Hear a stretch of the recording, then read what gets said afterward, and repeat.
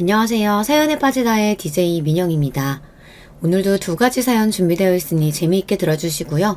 구독과 좋아요 버튼도 잊지 말고 꾹 눌러주세요. 그럼 오늘의 사연 함께 시작해볼게요. 안녕하세요. 여러분과 유튜브 영상으로 만나 뵙게 되어 반가운 마음입니다. 배운 데 없이 막대기에 자라 버릇없는 사람을 보면 흔히들 하는 말이 있죠. 저 아비 어미도 모르는 놈의 자식. 어린 시절 반 친구가 날 먼저 때려서 싸웠는데 그 친구 엄마는 날 보며 이렇게 욕했습니다. 세어나 보니 부모가 없는 운명을 짊어졌을 뿐인데 부모가 없이 자란 놈이라고 손가락질 당해야 하는 인생은 가혹하기만 했죠. 물론 그러한 제 신사한탄이나 하자고 여러분 앞에 사연을 쓰고 있는 건 아닙니다. 전 만인이 부러워하는 의사가운을 입는 사람이고 두 자녀와 아내가 있는 가장으로 잘 살고 있거든요.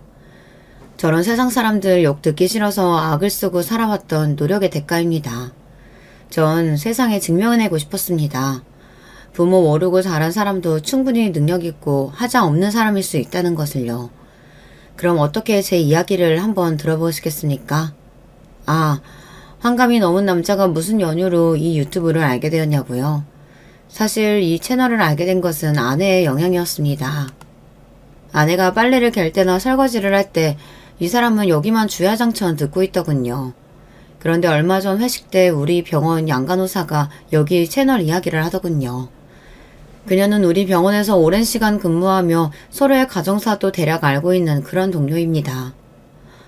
원장님 사연도 누구 못지않게 기막혀요. 어떻게 한번 여기 유튜브에 원장님 사연도 보내보세요.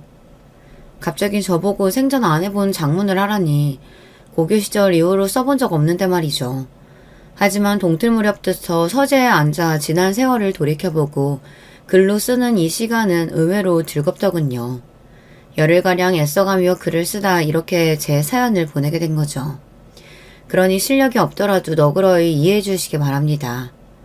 3살의 저는 서수원 버스터미널에 버려졌습니다. 8살 때부터 키워주신 수녀님은 코끼리 무늬의 작은 네일을 보여주며 저에게 말씀하셨죠. 수각이는 누군가가 이렇게 예쁜 옷을 입혀줄 만큼 사랑받고 태어난 아이야. 부모님께서 어떤 사정이 있으셔서 버려졌다지만 말이야. 앞의 위로보다 뒤에 버려졌다는 표현이 더 제 마음에 와닿았죠. 초등학교에 입학하기 전까지 수녀님과 보육사가 운영하는 작은 쉼터에서 자라다가 전 보육원으로 입소하게 됩니다. 원래 있던 쉼터와 달리 규모도 크고 딱딱하고 차가운 분위기였죠. 사기 밥그릇에 먹던 밥을 철로 된 식판에 담아서 먹을 때마다 집아 이때기보다는 기숙학교에서 지내는 기분이었어요. 하지만 그것이 나쁘지만은 않았습니다. 제 친구 성철이를 만나게 되었거든요. 학교 끝나고 마음 맞는 애들끼리 고철산 근처에서 놀다 그만 종아리가 찢어지는 사고를 당하고 말았습니다. 너무 아파서 눈물까지 흘렸지만 위험한 데서 마음대로 놀았다고 혼날까봐 원장님이나 보육원 선생님들에게 이야기하지 못했어요. 너 다리에 피가... 성철이는 쪼르르 원장님에게 제 다친 사실을 고해바쳤고 바로 원장님의 꿀밤이 제 머리통으로 날아왔죠. 화를 내는 원장님 손을 잡고 바로 인근 작은 의원에 가서 응급처치를 받았습니다. 심하게 다쳤는데 아빠한테 진정 말씀드리고 병원에 왔었어야지. 아빠 아니에요. 우리 보육원 원장님이세요. 나도 아빠가 없이 자랐어. 전쟁통에 아비 없이 큰 놈들이 어디 한둘일까? 그래도 이렇게 을사라도 되었지 않았냐? 네 부모가 있든 없든 아플 때는 병원에 오는 거야. 알겠니? 하얀 수염이 가득 난 그분 말씀에 왜 눈물부터 나는지 사내 아이가 창피한 줄을 모르고 엉엉 울었습니다. 그때부터였는지 모릅니다. 의사가 항상 제 동경의 대상이 되었고 다행히 공부머리는 타고났던 전 의대 진학을 목표로 달려왔습니다. 고아라는 이유 하나만으로 누구나 나를 어찌나 색안경을 끼고 보는지 그 시선들은 절 아프게 했습니다. 그렇지만 그 의사 선생님에게 그렇게 오만하고 고압적이던 보육원 원장님도 연신 허리를 굽히며 응대해 주더군요. 출생으로 시작된 모멸감에서 벗어난 길은 오로지 의사로 성공하는 것뿐이다. 그때부터 저에게 꿈이라는 것이 생겼죠. 내 친구 성철이도 공부를 아주 잘하는 녀석이었습니다. 의대가 목표인 저와는 달리 그는 육군 사관학교에 진학할 뜻을 두고 달려왔어요. 요즘 군인은 인기 없는 직업이라지만 우리 때 군인, 그것도 육사 출신 군인하면 출세의 상징이었거든요. 멋들어진 교복을 걸쳐 입고 가슴에 펴 절도 있게 직각 보행하는 육사 생도가 보이면 누구나 돌아보며 눈길을 떼지 못하는 당시 젊은이들에게 선망의 대상이었죠. 운동도 잘하고 친구들에게 리더 역할을 곧잘하던 성철이에게 육사는 아주 잘 어울리는 것 같았습니다. 그렇지만 성철이는 지금도 춥기만 오르면 고등학교 2학년 때의 일을 이야기하곤 합니다. 내가 말이지, 부모 밑에서 안 자랐다고 해도 어디서 끌려본 적이 없는 놈이야. 근데 그때 처음 현실의 벽을 느꼈다. 고1 담임이 불러서 날 조롱까지 하더구라. 넌 근본도 모르는 고하지 않냐? 거기는 이놈아 사돈의 8촌까지 탈탈 털어서 혹시 북계에 연루된 자가 있는지 신원조사까지 해서 입학 허가해주는 대단한 곳이야. 그런데 핏줄도 모르는 고아인 네가 무슨 육사니? 아직도 네가 언감생심 헛꿈 꾸고 있다는 거 모르겠냐? 내가 운동을 못해, 공부를 못해. 그 어떤 놈하고 붙어도 자신이 있었는데 담임의 고아라는 한마디에 아무 대꾸도 못하겠더라. 날 낳아준 얼굴 모르는 부모랑 세상이 원망스러워서 그날 나 처음 술에 입대봤다. 그래서 네가 지금 이렇게 말술이 되었구나. 우리는 함께 보며 웃어댔겠습니다. 그렇지만 절친인 제가 저놈 속을 모르겠습니까? 성철이는 그날 이후 육사를 단념하고 경찰대학으로 진로를 변경했습니다. 경찰에 입문한 뒤 강력계 형사의 길만 걸어온 그는 몇 년 전 총경 직급으로 경찰에 꽂힌 서장까지 됐죠. 불알 두 쪽만 달고 세상에 나온 아이들이 한 녀석은 경찰서장, 그리고 한 녀석은 정형외과 개원을 하고 있으니 이 정도면 꽤 성공한 인생입니다. 전 언제나 같이 밥 먹고 일상을 이야기할 가족이 그리웠는데 제가 레지던트를 하던 시절에 지금의 아내를 만나게 되었죠. 담당하는 병실에 어느 여자 환자분을 간호하느라 매일같이 병원을 오가던 한 아가씨였어요. 그 환자분은 폐렴으로 입원한 70대 노인이셨는데 자기 딸도 아니고 손녀딸이 매일 간호하러 오는 모습에 왠지 눈길이 갔습니다. 물론 또 저희 아내가 곱기도 했지만요. 하루는 그녀가 옥상 휴게실에서 전화하며 심각한 얼굴로 있길래 못 본 척 지나가 주려고 했습니다. 그런데 지나가는 내 팔을 갑자기 확 잡더군요. 왜 그러십니까, 보호자분? 우리 할머니 정말 폐암이에요? 얼마 못 사신다고 들었어요. 안 돼요. 저 키우신다고 고생만 하시다 이제 좀 살만해진 분인데 선생님 좀 살려주세요. 마음은 난감했지만 그녀를 진정시키고자 이야기를 들려주었습니다. 일찍 여인 엄마 대신 할머니가 엄마처럼 키워주셔서 자기는 잘 자랄 수 있었다고요. 아버지는 할머니가 이렇게 아프신데 해외에서 일한다며 당장 오지도 못한다네요. 적어도 아빠 얼굴 볼 때까지만이라도 할머니 살게 해달라고 절 붙잡고 사정했습니다. 그렇게 말하는 그녀의 마음이 똑똑히 전해졌어요. 아니, 그날부터 제 마음에 들어온 그녀를 제 아내로 삼고 있었는지도 모르죠. 제 아픈 부모 모시기도 꺼려서 병원에 버리고 가는 사람들이 종종 있습니다. 그런 요즘에 이렇게 효심 가득하고 착한 처자라니. 다행히 아내의 할머니는 장인어른이 귀국하셔서 얼굴도 뵙고 제가 결혼 인사드릴 때까지 잘 계셔주셨습니다. 아쉽게도 손녀딸 결혼식 올리기 전에 눈을 감으셨지만요. 이렇게 심성도 얼굴도 고운 아내 덕에 큰아들 작은딸과 함께 제 가족이 생겼습니다. 지금은 나이도 들고 몸매도 별반 아주마라고 다를 바 없는 보통의 중년 여성이지만 저에게는 가정을 선사해준 고마운 사람입니다. 그리고 제가 의사 월급이 신청치 않은 시절에도 제 옆에서 묵묵히 우리 가정을 건사해준 사람이거든요. 의사 생활이 아주 많이 바빠서 아이들과 함께 놀아주고 많은 시간을 보내주지는 못했지만 가끔 아이들 등학교 때 손잡고 같이 가준 날이 있었어요. 제가 옛날부터 꿈에 그리던 일이었거든요. 친구들이 엄마 손, 아빠 손 잡고 학교에 걸어오는 모습이 너무 부러웠는데 이제 내 자식에게 그렇게 해줄 수 있는 아빠가 되어 마치 한이 풀리는 것 같았습니다. 뭐 자상하고 세심한 아버지는 못 되었을지 몰라도 가족에 대한 책임감만큼은 누구에게 지지 않을 아버지라고 자부합니다. 물론 우리 자식들의 의견과 달리 저 혼자 하는 생각일 수도 있겠죠. 아이들 먹거리며 교육에 전념한 아내 덕분에 애들은 건강하게 잘 성장해서 대학까지 무사히 마쳤습니다. 아들은 저와 동문이 대학교를 졸업하고 행정고시에 합격해서 공무원이 되었고 결혼까지 해서 분가해서 살고 있어요. 다만 딸은 대학교는 명문 여대를 잘 갔는데 언젠가부터 애가 삐뚤어지고 제멋대로 살기 시작했어요. 학교 다닐 때 사춘기랍시고 반항 한 번 없이 착실하고 바르게 커온 딸의 뒤늦은 방황은 저에게 낯설었습니다. 밤늦도록 술 마시고 들어오고 어느 날 외박하고 들어온 딸의 팔과 목덜미에 있는 문신을 보고 전 기겁하고 말았어요. 문신이라니, 너 이거 피부에 얼마나 악영향을 미치는지 알기나 하냐? 지울 때는 더 해롭다고? 걱정 마세요. 안 지워요. 아빠는 쌍팔년도도 아니고 지금 어느 때인데 고작 문신 가지고 길길이 화를 내세요. 이렇게 답답하게 구니까 내가 집에 들어오기도 싫은 거야. 딸은 저와 그리고 아내까지 투닥투닥 하더니 급기야 독립해서 나가 살겠다고 했습니다. 여자애가 밖으로 나도는 것이 걱정된 저는 반대했지만 아내는 한숨을 쉬며 절 설득하더군요. 여보, 자식이란 원래 뜻대로 안 되는 법이지 않아요. 매일 이렇게 싸우다간 우리 진짜 원수 되겠습니다. 지금은 저 하고 싶은 대로 나가 살라 하고 그렇게 좀 떨어져 있는 게 좋겠어요. 당신은 지금 세상이 얼마나 무섭게 돌아가는데 딸이 나가 살겠다는 걸 찬성한다는 거예요. 그리고 제가 아쉬울 게 뭐가 있어. 든든한 부모 밑에서 뭐 하나 부족한 것 없이 커서 대학까지 간 녀석이 말이야. 왜 뒤늦게 저러고 사는지 원. 전 아주 못마땅해 했지만 결국 딸의 고집대로 독립하고 말았습니다.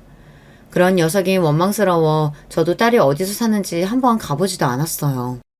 지금 와서 보면 그때 제가 그렇게 옹졸하게 딸과 벽을 쌓으면 안 되는 것이었습니다.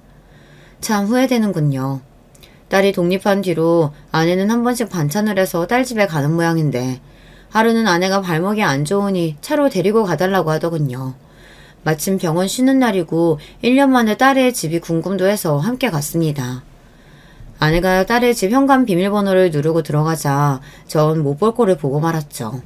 세상에 딸의 집에 사내 놈이 있는 겁니다. 그놈은 편한 옷차림을 하고 있었고 아예 딸 집에 눌러 살고 있는 데 보였어요. 그거를 보자마자 뚜껑이 열리면서 전 소리부터 질렀습니다. 이 자식이 여기서 무슨 짓거리야? 감히 부모도 모르게 동거를 해? 저와 아내를 보고 깜짝 놀란 남자애는 허둥대며 옷을 제대로 갖춰입고 무릎을 꿇고 앉았습니다. 하지만 딸은 그 남자에게 이야기했죠.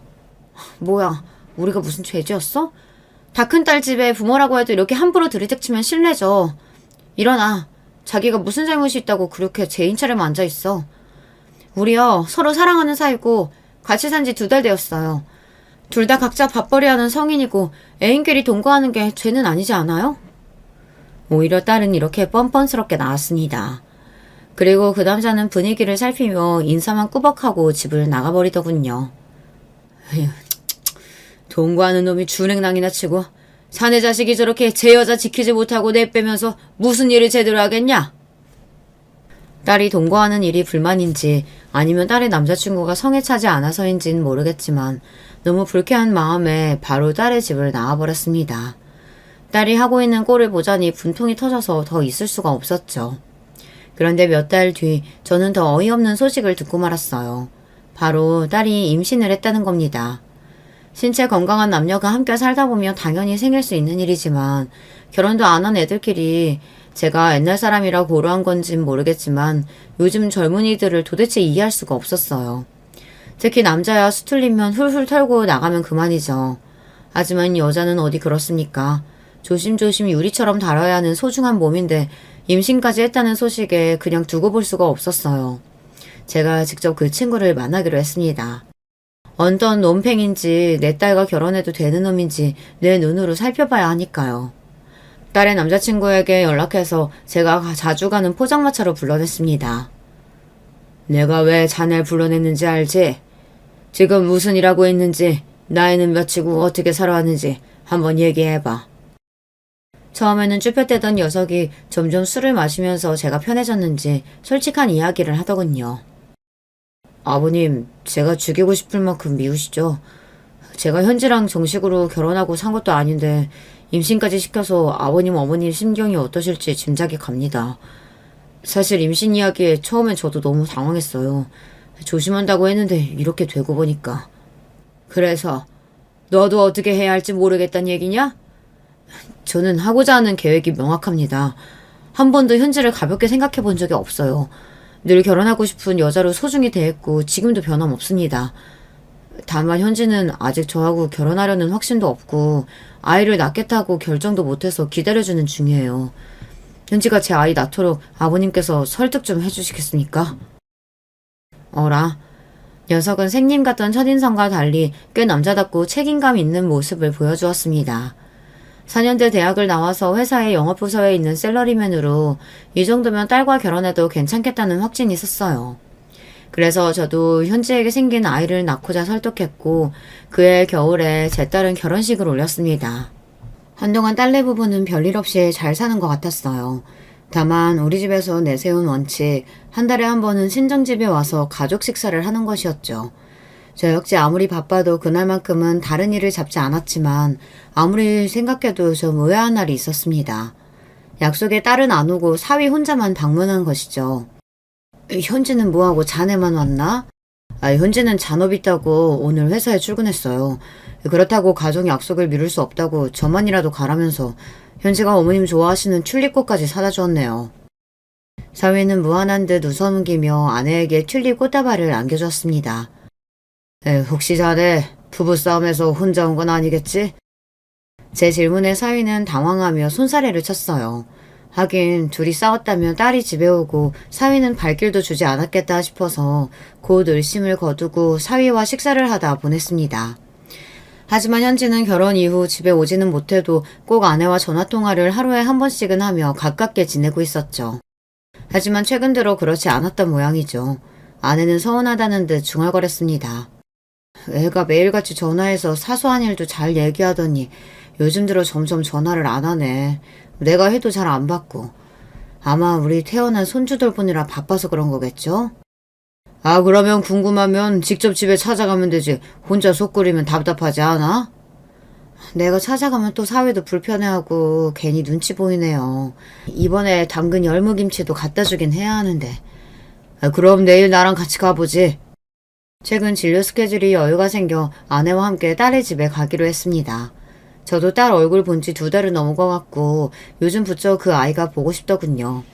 딸 준다고 아내가 만든 음식을 양손 무겁게 들고 딸 집에 도착해서 현관문을 두들겼습니다. 이윽고 현관문에서 제 딸이 나왔죠. 하지만 제가 기억하는 동글동글한 얼굴에 생기 넘치는 표정의 딸이 아니었어요. 초췌한 얼굴에 어두운 표정으로 나온 현지는 갑작스러운 우리의 방문에 꽤 놀라했습니다. 얘, 너 어디 아프니? 얼굴이 너무 안 좋네. 일단 반찬 많아요. 냉장고에 넣으면서 설명해 줄 테니까 부엌으로 우선 가자. 아내가 딸을 데리고 부엌으로 가는 그 뒷모습을 본 저는 한 가지 이상한 점을 발견했습니다. 딸애는 부자연스럽게 다리를 절뚝이며 걸었고 허벅지와 팔 안쪽에 다발적 상처도 보였기 때문이죠.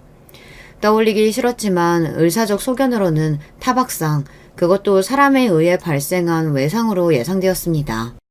애써 부정하며 저도 같이 부엌에 들어가 식탁에 앉았는데 한편에 놓여있던 약봉투가 보였어요. 딸이 처방받은 약은 꽤 많은 양이고 그 안에 든 연고며 약을 보는 순간 단순한 증세가 아닌 것 같았죠. 몰래 약봉투에 쓰여져 있는 처방전을 발부한 정형외과 연락처를 메모했습니다.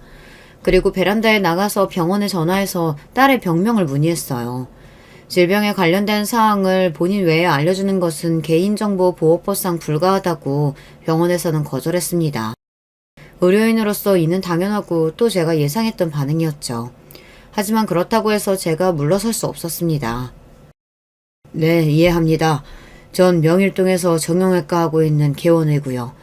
물론 환자 개인정보긴 하지만 그 환자가 바로 제 자식입니다.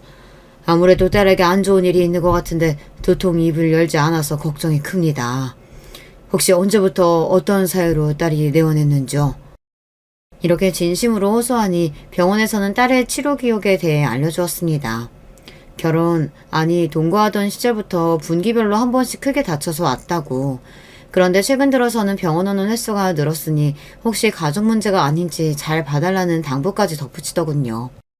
우리 애를 이렇게 만들 사람은 오직 한 명뿐이었습니다. 그 자식에 대한 분노에 휩싸여서 경직된 얼굴로 딸의 앞에 서서 근엄하게 물었습니다. 너 다리도 절고 금몽자국하며 도대체 널 다치게 한 게 누구냐? 딸은 한사코 그냥 넘어진 상처라며 넘어가 달라고 하더군요.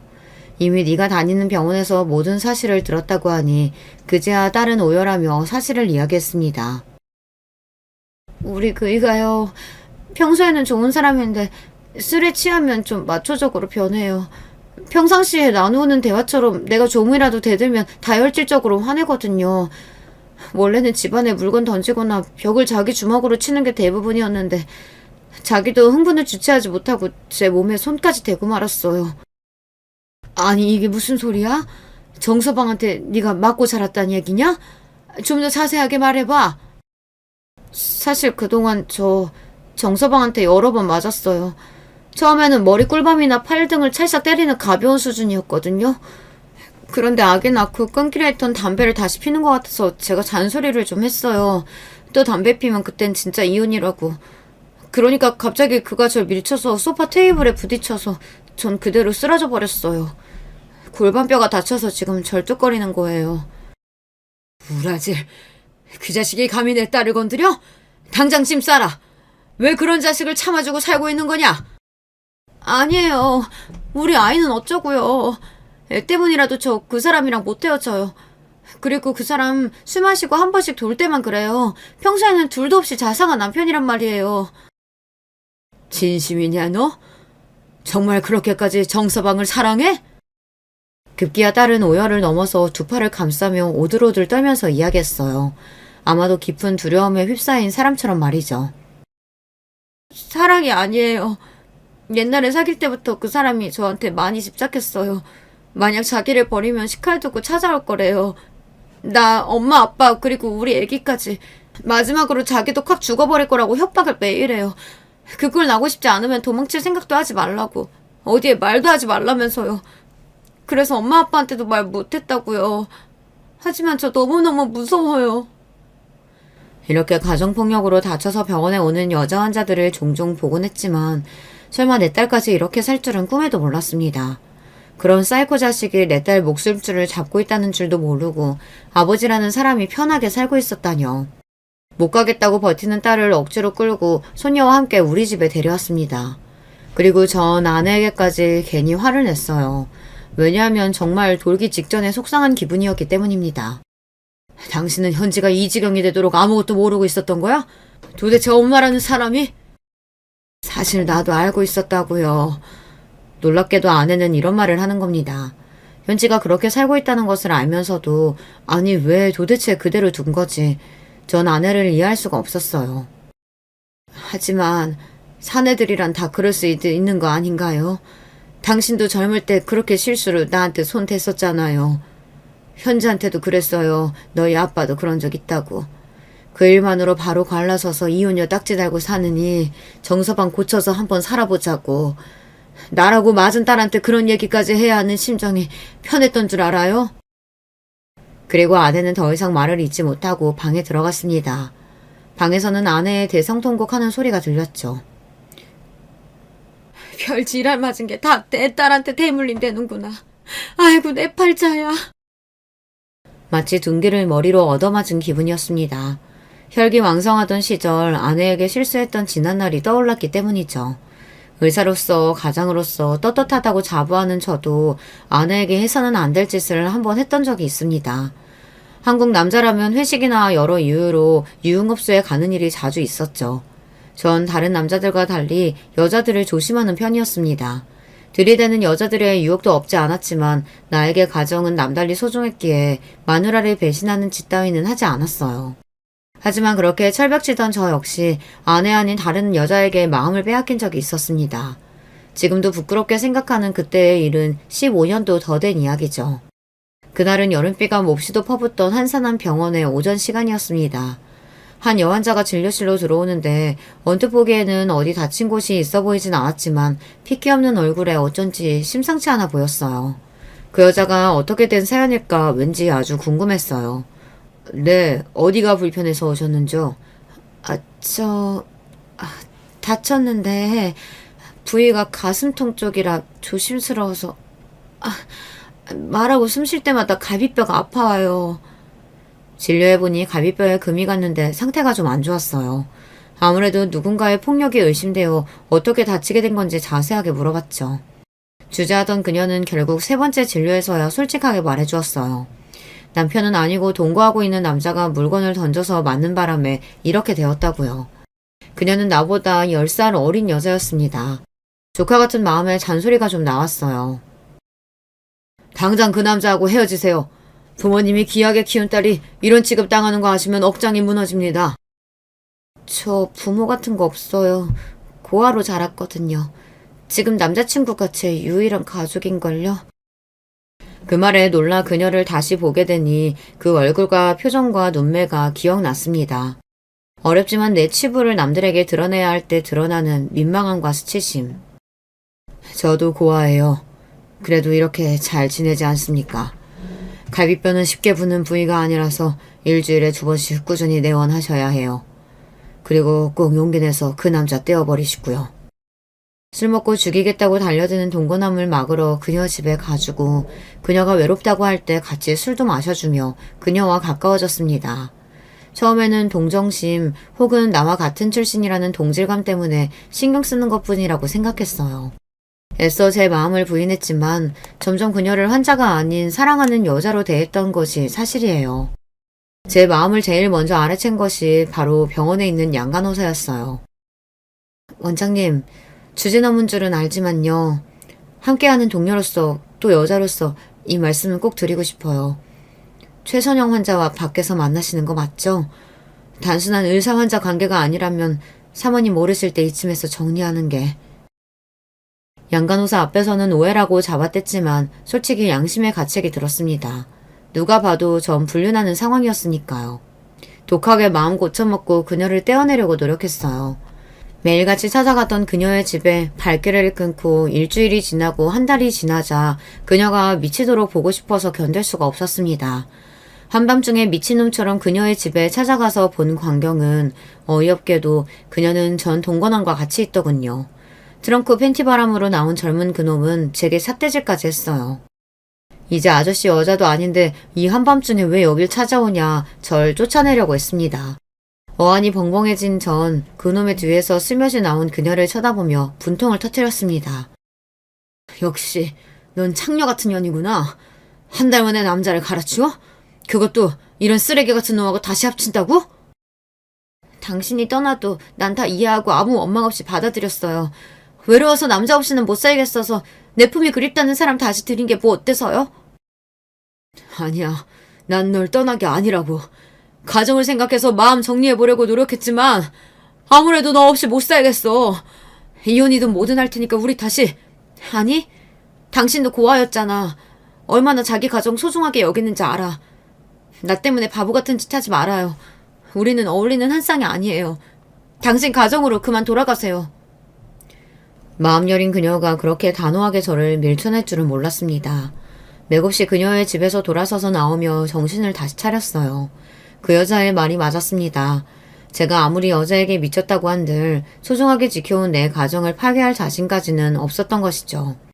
혹여나 내 잘못으로 이혼해서 우리 아이들이 한부모 가정을 겪어야 한다면 물론 편부모 슬하에서도 잘 클 수 있지만 나라는 사람은 자식들에게 차마 그런 짐을 짊어지게 할 수는 없었습니다.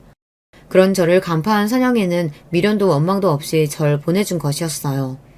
그날 이후로 선영이와 헤어지고 가정으로 돌아왔지만 제 마음은 지옥과 같았습니다.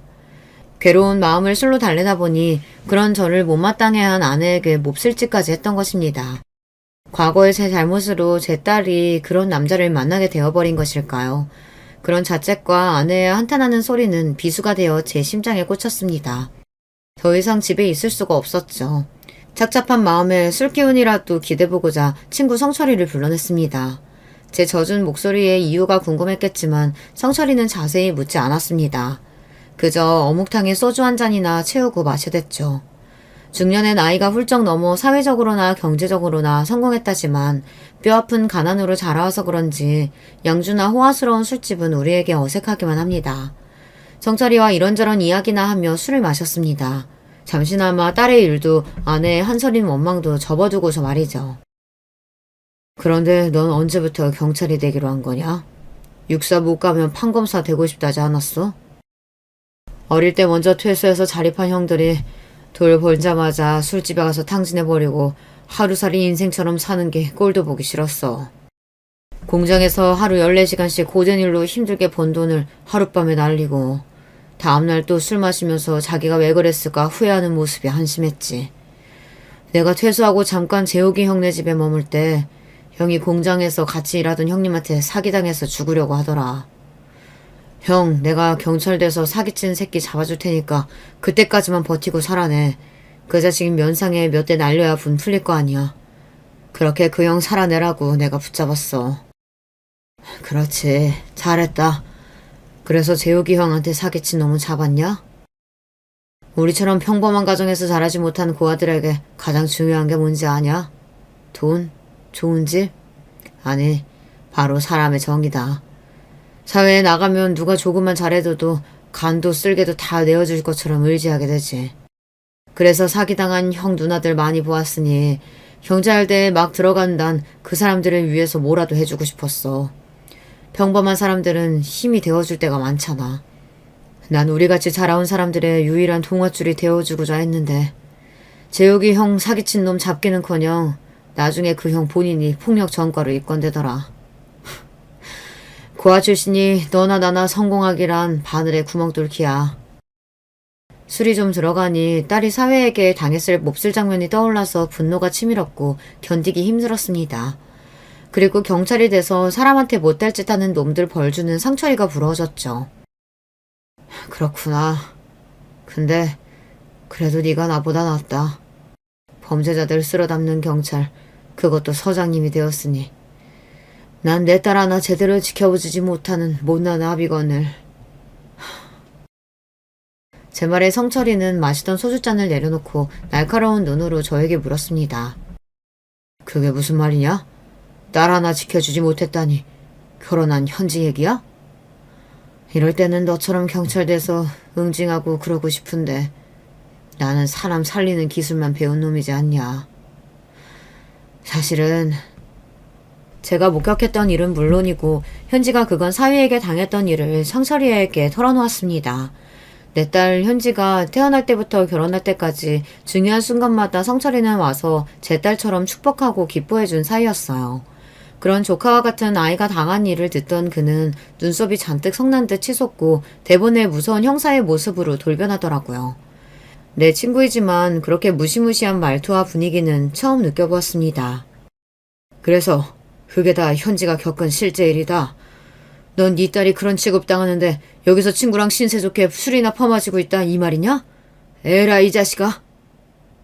화가 난 성철은 씹고 있던 오이를 제 얼굴에 던져버렸습니다. 친구의 반응은 당연한 것이었고 저 역시 사이놈에게 아무 일도 하지 못한 저 자신이 역겨워 미칠 지경이었으니까요. 아이고 선생님들 평소 점잖은 분들끼리 여기서 와 이러십니까? 진정들 하시고 앉아서 새 소주 갖다 드릴 테니 화이로다가 쭉 들이키세요. 오죽하면 단골 포차 주인 아주머니가 놀라서 우리를 진정시키러 오셨겠습니까? 이후 그 성철이는 제정신을 붙잡고 가쁜 숨을 들이쉬면서 소주를 병째로 목구멍에 때려 넣었습니다. 저 역시 술만 몇 잔 연거푸 마시다가 침묵을 깨고 먼저 입을 열었어요. 선영이 기억하지? 내가 그때 아내 배신하고서 뭘 잘했다고 한동안 술 취해서 아내한테 행패까지 부렸다. 그 일로 하늘에서 날 지금 벌하시는 걸까 하는 생각도 해봤어. 내 죄 때문에 착한 내 딸이 그 벌을 받아내는 거라면 난 어째야 하냐? 어떻게 빌어야 딸이 행복해질 건지. 아이 바보 같은 자식아 미친 소리를 다 한다. 너 이 땅에 죽일 놈들이 얼마나 많은지 아냐? 구더기들처럼 아주 드글드글해. 가정폭력으로 경찰서에 신고 들어온 것만 해도 하룻밤에 수백 건은 된다고. 너 같은 놈들만 있으면 나도 경찰질 못하고 굶어 죽을 거다. 쓸데없는 소리 말고 지연이 남편 놈한테 이렇게 해보면 어떻겠냐? 성철이는 사위에게 복수할 방법을 생각해서 제게 슬쩍 알려주었습니다. 어떻게든 그놈을 내 딸 인생에서 끊어내고 싶었기에 전 그 제안을 바로 잡아버렸죠. 다음날 저녁 때 우리 집 초인종을 눌러대는 방문자가 있었습니다. 인터폰에는 사위놈의 얼굴이 보이더군요. 너 여기 있는 거 알고 왔으니까 당장 문 열지 못해? 장모님, 집사람과 내 애 보내주세요. 이러다 진짜 큰일 치릅니다. 네? 저녁 7시밖에 안 된 시각에 그 자식은 이미 잔뜩 취해서 우리 집에서 난동을 부리고 있었습니다. 두려워하는 딸과 아내에게 무슨 일이 벌어지더라도 절대 문을 열어주지 말라고 당부하고 혼자 나와 대문을 열고 사위를 대면했죠. 아마 제가 집에 있는지 예상치 못했던 건지 절 본 그는 흠칫 놀라더니 이내 표정이 둘변해서 겁박하기 시작했습니다. 처음 현지랑 동거할 때부터 절 못마땅해 하셨죠? 하지만 난 당신 딸과 결혼해서 새끼까지 낳았어. 아무리 아비라도 이젠 나한테는 현지 앗아가지 못할걸? 법적으로는 내 가족이야. 당장 현지 내보내요. 아니, 현지는 너와 이혼할 거고 넌 내 딸과 손주 털끝만큼도 건들지 못할 거야. 그때 사위의 눈동자는 흰자위가 번뜩대기 시작했고 저를 때리는 듯 손을 머리 위로 번쩍 올렸습니다. 전 방어 자세를 취했고 설령 그 자식에게 맞는다 해도 상관없었습니다. 모든 것을 감수하고 나온 것이었으니까요. 그때였습니다. 누군가가 나타나서 사위의 팔을 뒤로 비틀어 버렸어요. 누구야? 팔 아파 죽겠다고. 좀 놓아보라고. 어둠 속에서 얼굴을 내민 남자는 여전히 사위의 팔을 뒤틀고 있었고 저를 보며 싱긋 웃으며 인사했습니다. 안녕하십니까, 이수강 선생님. 오다가 강도가 하나 족치느라 좀 늦었습니다. 이 사내가 그 버러지 같은 사입니까? 그는 러시아 출신의 격투기 선수와 같은 큰 체구에 근육질의 몸을 하고 있었어요. 또한 얼굴의 인상도 범상치 않고 눈매도 매서운 것이 길 가다 만나면 시선을 피할 수밖에 없는 사내였죠. 마치 범죄도시라는 영화의 마동석 배우 같은 인상을 가진 그 남자는 사실 경찰이었습니다. 성철이가 혹여 사위가 나타나 우리 식구들에게 해를 가할까 싶어 경호할 사람을 붙여준다고 했는데 이자가 바로 그 사람인 것입니다. 우리 서장님이 특별 지시하셔서 내가 앞으로 밀착 보호해드릴게요. 그리고 당신은 내가 한번 요모조모 탈탈 털어볼 계획이요. 궁금하면 서울경찰청 폭력계 마동석 경이 찾아오면 되셔. 네, 분명히 마동석은 아니고 우리 계에서는 날 그렇게 부르니까 앞으로 자주 봅시다. 경찰의 말투는 깍듯했지만 이미 인상과 힘에 압도당한 사위는 경찰이 팔을 풀어주자마자 두고 보자라는 말을 남기고 줄행랑을 쳤습니다. 그렇지만 그 경찰과 사위의 만남은 이번이 끝이 아니었어요. 사흘 뒤 경찰은 사위가 근무하는 회사의 로비로 찾아가서 국가경찰 공무원증을 제시하며 사위를 찾았죠. 수고하십니다. 전 서울경찰청의 박경희인데 여기 해외 영업부서의 정시우 씨 있죠? 조사 차원에서 지금 좀 보잔다고 전해주십시오. 갑작스러운 경찰의 방문에 당황한 회사 직원은 금세 사위를 로비에서 기다리는 경찰 앞으로 데려다 주었습니다. 아니, 당신이 어떻게 회사까지 온 거요? 또 뵙네요. 그때는 저녁때라 얼굴도 잘 못 봤는데. 이렇게 보니 꽤 말끔한 인상의 신사분인데 어쩌다 그런 짓까지 하셨어? 이현지 씨 스토킹 혐의로 잠깐 조사하러 같이 서에 가주셔야겠습니다. 스토킹 행위 재진 및 처벌 경고 차원이니 협조 바랍니다. 경찰은 사위를 밀쳐대듯 끌고 경찰서로 데려갔어요. 나는 현지 남편이요. 그런 내가 어떻게 스토커란 말이에요. 내 마누라한테 전화랑 문자도 못해? 남편이고 아버지고 간에 지속적으로 반복적으로 연락하고 위협했다면서. 확시. 그리고 언성 낮추지 못해? 경찰이 우스워 보여? 이렇게 시종일관 조사하는 내내 박경희는 사위를 오줌이 지릴 정도로 무섭게 대했다고 합니다. 결국 사위는 겁을 먹고 사내놈이 여자애처럼 거의 울먹이기까지 했다는군요. 도대체 나한테 이렇게까지 하는 거예요? 왜? 난 그저 선량한 시민일 뿐인데 이렇게 흉악한 대하듯 하는 거냐고요. 야, 이 새끼야. 네가 무슨 선량한 시민이냐? 내 동생 같은 현지 때렸다면서 제 자식까지 낳아준 아내한테 손댈 데가 어딨다고, 찌질한 자식. 내가 경찰로서 현지 오빠로서 너 끝까지 감시하고 무슨 짓거리 할 기색만 보여도 바로 감빵 쳐넣을 거니까 조심해라. 오빠는 무슨, 현지 오빠는 당신이 아닌데. 그런 게 있어, 임마. 어릴 때부터 오빠 동생 하는 사이로 내 친동생 같은 애야. 행여나 현지며 우리 이 선생님네 가족 건들 생각만 해봐라. 아주 너 무사발로 만들어버릴 테니까. 이 주먹 보이냐? 어? 약물하고 사람 때리고 죽이는 놈들 이 주먹으로 다 응징했어. 너 같은 멸치 자식 하나 골로 보내는 건 일도 아니야. 그렇게 한 달이 넘게 박경희에게 시달린 사위는 결국 현지가 보낸 이혼 협의서에 도장을 찍어 돌려보냈고 손주에 대한 친권까지 모두 넘겨주었습니다. 경찰이 몇 번이고 회사까지 찾아가면서 인사과에서 처벌까지 받은 사위를 둘러싼 억측은 사내에 난무했다고 합니다. 저렇게 얌전해 보이는 정 과장님이 무슨 일로 경찰서에 조사받으러 다닌 거야? 어디서 들으니까 사기쳤다는데? 아니야, 내가 듣기로는 의외로 주먹 좀 쓴다나 봐. 옛날에 조직폭력배 출신이었는데 손 씻었다가 최근 다시 범죄 저질렀다고. 어머머, 무서워라. 사람이 보기랑 완전 다르네. 정 과장님한테 이제 아는 채도 말아야겠다. 결국 사위는 더 이상 회사를 다니지 못하고 제 발로 퇴사했다고 하더군요. 소문이 파다하게 퍼져서 아마 동종업계 다른 회사로 취업하는 것도 어려울 것 같고요. 내 친구 덕에 딸과 우리 가족은 안전하게 사위를 떼어버릴 수 있었습니다. 감사의 인사를 전하려던 차에 성철이는 저에게 하나의 선물을 주었습니다. 너도 곧 환갑이지 않냐. 우리가 60년 사는 동안 뿌리도 모르고 살아왔지만 이제라도 한번 만나봐라. 너의 친부모님은 이미 세상 떠나진 지 오래고 형 한 분이 살아계시더라. 정철이는 저 몰래 전부터 제 혈육을 찾고 있었는데 최근에 형과 연락이 닿았다고 합니다. 뜻밖의 얘기에 전 혼란스러웠습니다. 어릴 때야 너무나 내 가족을 찾고 싶었죠. 만나면 왜 나를 버렸어야 했는지 이유도 묻고 원망도 해보고 참 할 말이 많았어요.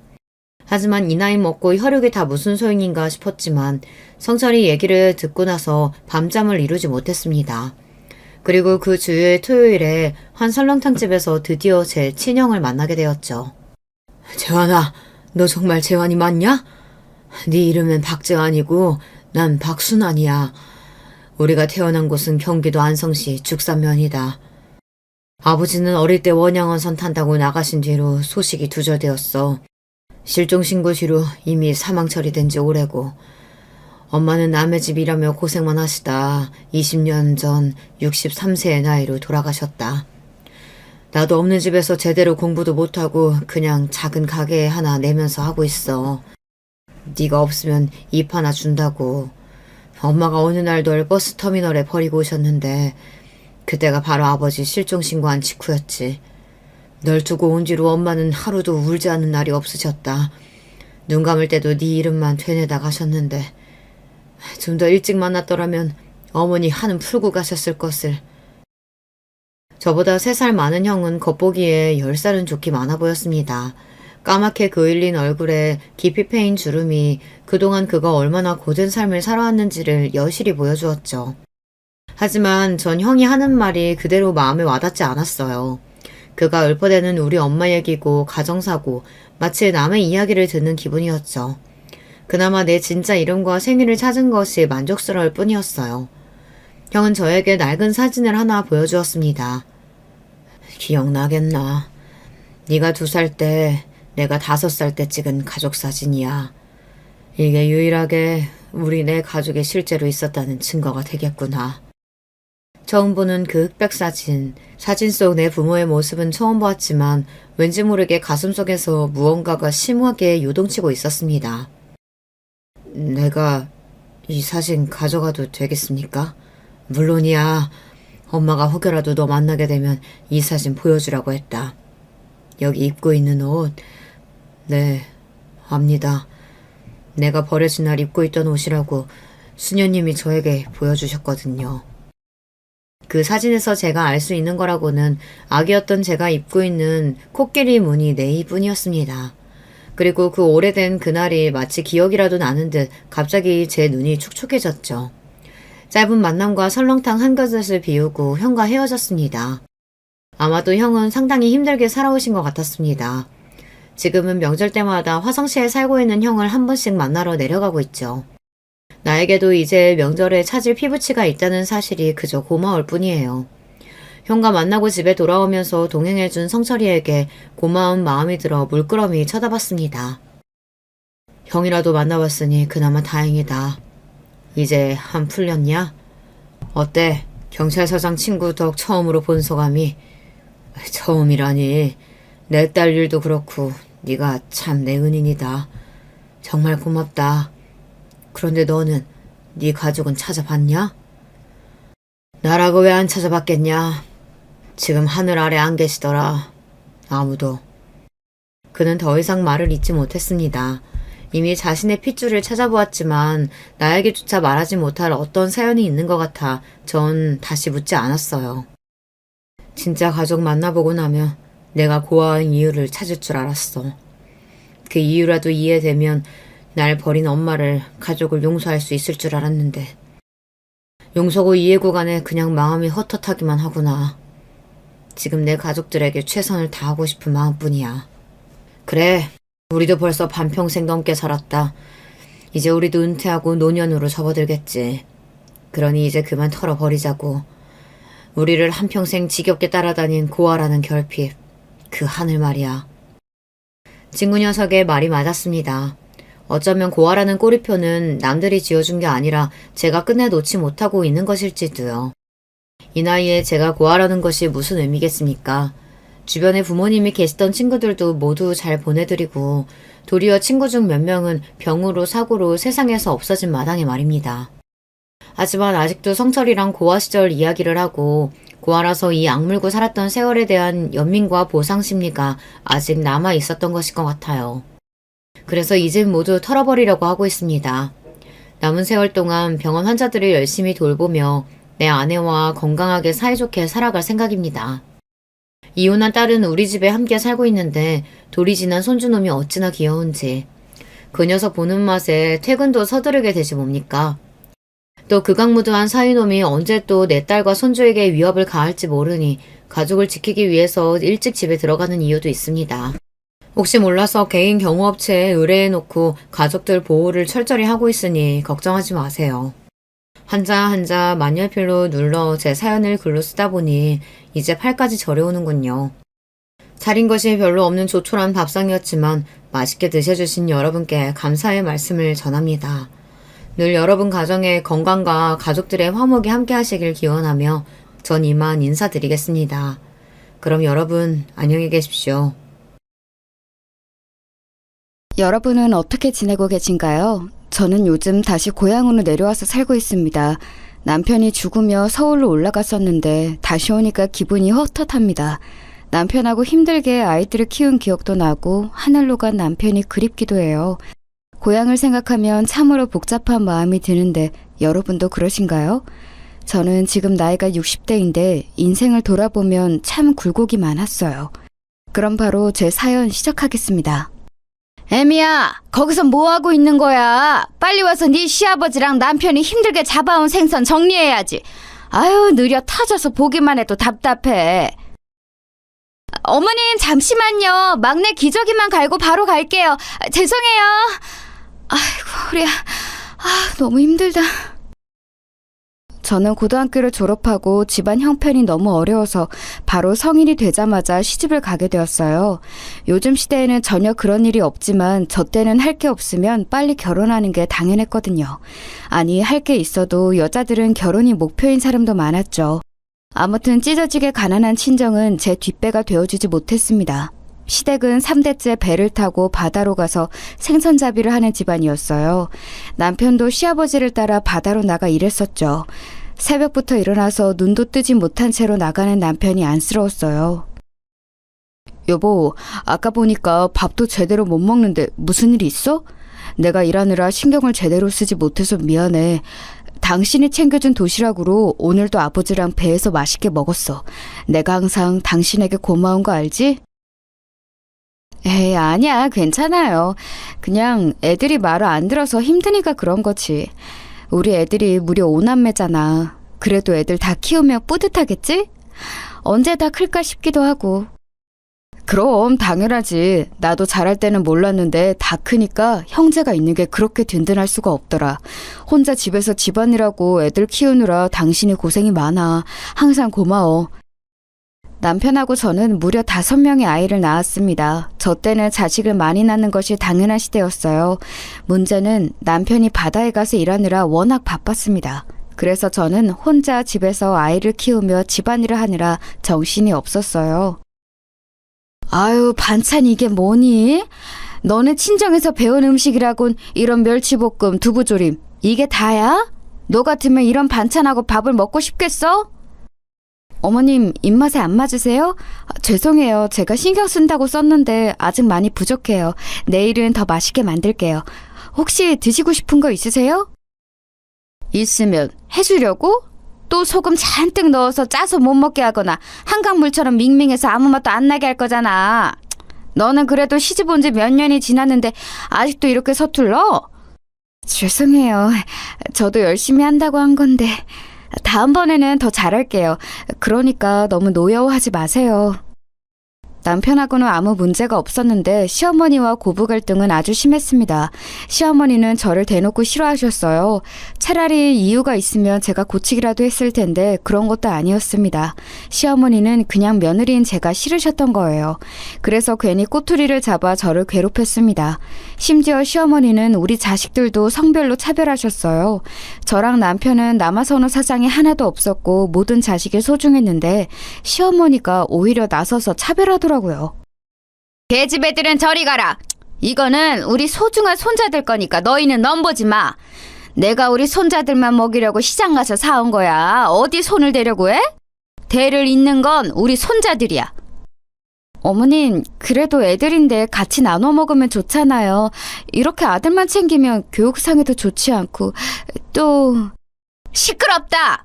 내가 내 돈으로 우리 손자들만 먹이겠다는데 뭐가 말이 많아? 너는 가서 빨리 밥이나 해. 곧 너희 시아버지랑 남편 올 때잖니. 우리 오남매는 장남, 차남, 그리고 셋째와 넷째는 여자아이고 막내는 남자였어요. 그래서 우리 딸들에게 저는 시어머니 몰래 더 챙겨주고는 했습니다. 이런 시어머니와 같이 살며 저는 나중에 만약 며느리가 생긴다면 진짜 잘해줘야겠다고 생각했어요. 그래도 남편과 시아버지는 저에게 시어머니처럼 못되게 굴지는 않았으니 그나마 버텼는데 그것도 오래가지 않았습니다. 왜냐하면 우리 가족에 불행이 찾아왔거든요. 그날은 천둥 번개가 치고 아주 비가 많이 내리던 날이었습니다. 보통 이러면 절대 배를 띄우지 않아요.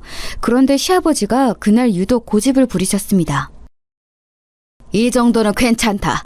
내가 바다에 나간 게 하루 이틀이야? 나한테 딸린 식구가 몇인데 가서 생선 한 마리라도 더 잡아서 가족들 먹여 살려야지. 걱정하지 말고 들어가라. 오래 안 있을 거야. 금방 올 거니까 걱정하지 마. 아버지 안 돼요. 그러면 저도 데려가세요. 혼자 이 날씨에 아버지를 바다로 보내는 것은 제가 용납 못해요. 여보, 어머니, 저 아버지랑 같이 다녀올게요. 보니까 비가 곧 그칠 수도 있을 것 같아요. 딱 보니까 안 돼. 가지마, 어? 지금 비가 이렇게 내리는 거 보면 분명 배가 뒤집힐 거야.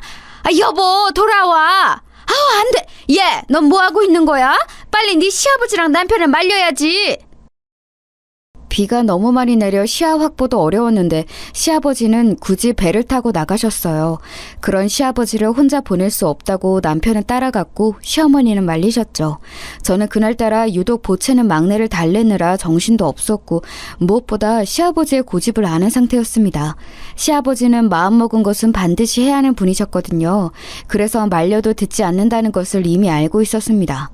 그렇게 시아버지와 남편을 보내고 저도 당연히 마음이 편치 않았어요. 어떡하지? 비가 도저히 그치질 않네. 이러다 배가 뒤집힐 것 같은데. 저기 박 선장님, 지금 우리 시아버지랑 남편이 바다로 갔는데 돌아오라고 해야지 않을까요? 이 날씨에 배를 타고 바다로 갔다고? 목숨이 두 개야? 무슨 정신으로 그런 거야? 애초에 나가게 하지 말았어야지. 아이고, 그 양반 또 고집 부렸네. 죽고 싶어 환장한 게 아니라면 나가면 안 돼. 어떡하니 어떡해. 그러게 너는 왜 옆에서 보고만 있던 거야? 이러다 내 남편하고 아들 죽으면 다 너 때문이야. 알겠어? 하여간 도움이 안 돼. 아이고, 아줌마, 왜 그걸 며느리 탓을 해요? 본인들이 배 띄어서 나간 건데. 아무튼 일단 기다려 봅시다.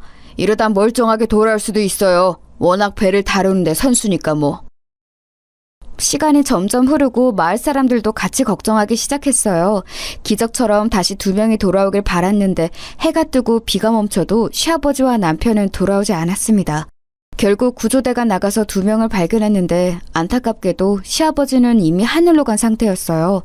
정말 기적적으로 남편은 숨이 아직 붙어있는 상태로 발견되었습니다.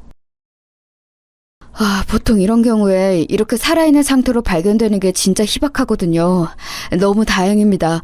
의식은 없어도 나중에 눈을 뜰 수도 있으니 희망이라도 있잖아요. 돌아가신 분은 안타깝게 생각해요. 아이고, 여보. 내가 그렇게 나가지 말라고 했잖아. 나는 어떻게 살아? 아이고. 내 아들, 불쌍한 내 아들. 우리 아들 눈 떠봐. 엄마 왔어. 구조대원이 뭐라 하는지 귀에 들리지도 않았어요. 너무 충격적이었고 믿고 싶지 않았습니다. 시아버지는 손을 쓸 수도 없는 상태였고 우리 남편은 마치 잠을 자는 것처럼 병원에 그대로 입원하게 되었어요. 이게 다 너 때문이야. 이 망할려나. 네가 말렸어야지. 비가 그렇게 오는데 바다로 가는 것을 그냥 그대로 냅둬? 나였으면 절대 그렇게 안 했어. 내 남편 살려내라고. 아유, 왜 이러세요? 며느리가 무슨 잘못을 얼마나 했다고. 갑자기 혼자 5명이나 되는 아이들을 키워야 하는데 거기다 대고 이러면 어떡해요. 그리고 바다로 나간 것은 본인들의 의지였잖아요. 너무 뭐라고 하지 마세요. 당신이 뭘 알아? 저리 안 꺼져? 남의 집에는 왜 와서 난리야? 우리 집 일에 신경 끄고 갈 길 가. 내 남편 살려낼 거 아니면 꺼져. 시어머니는 우리 가족의 불행을 다 제 탓으로 돌렸어요. 이웃들이 말릴 정도로 저에게 심하게 뭐라고 했는데 막상 제 귀에는 들리지도 않았습니다. 저는 누구의 탓도 할 생각이 없었어요. 아니, 할 수가 없었습니다. 당장 제 밑으로 5명의 아이들이 있었는데 도대체 어떤 방법으로 돈을 벌어야 하는지 막막했거든요. 시집 와서 계속 집에서 아이를 낳고 살림만 했기 때문에 제가 할 수 있는 것은 없었습니다. 거기가 바닷가라 대부분이 수산업에 종사했는데 배를 타고 바다로 가는 법도 몰랐거든요. 그리고 알았다고 해도 우리 아이들이 그때 죄다 어렸어요. 일단 급한 대로 수산시장에 나가 물고기를 손질하는 법을 배웠습니다. 다행히 우리 집 사정을 아는 분들이 저를 직원으로 채용해 주셨죠. 힘들어도 꾹 참고 일했어요. 나가서 돈을 더 벌어와. 이 돈으로 우리가 어떻게 먹고 사니? 우리 아들 불쌍해 죽겠다. 이러다 우리 아들 죽으면 그땐 어떡할 거야? 내 새끼 병원비랑 우리 손자들 식비가 부족하잖아. 나가서 돈을 더 벌어오라고. 어머니, 저도 참을 만큼 참았어요. 제가 죽어라 밖에서 돈 벌어오는 거 모르세요? 아시잖아요. 동네 사람들도 저보고 안쓰럽다고 하는데 어머니는 왜 그러세요? 뭐? 네가 지금 집안의 남자들이 이 모양이 됐다고 시어머니를 우습게 하는 거냐? 내가 우스워? 우습냐고? 며느리가 시어머니한테 이래도 돼?